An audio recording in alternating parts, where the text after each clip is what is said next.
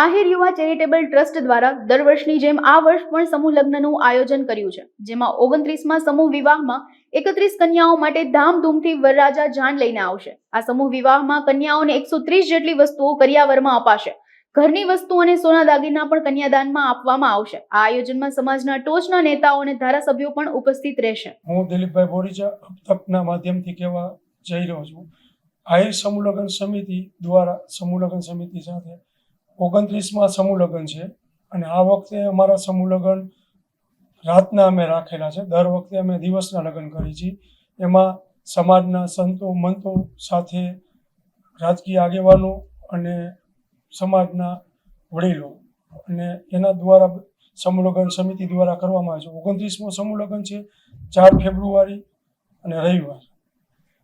જે સમૂહ લગ્નમાં બ્લડ ડોનેશન કેમ્પનું સાથે રાખેલ છે, સાથે સાથે વ્યસન મુક્તિનો કાર્યક્રમ રાખેલ છે અને સમાજના અલગ અલગ પ્રાંતમાંથી બધા આવતા જ્ઞાતિબંધોનું ભોજન સાથેનો કાર્યક્રમ છે।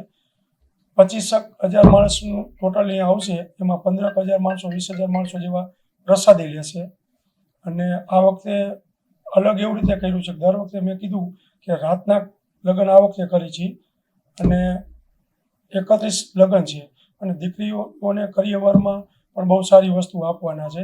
ટોટલ વસ્તુ 104 થી 5 વસ્તુ થાય, અલગ અલગ દાતા અને સમિતિ દ્વારા।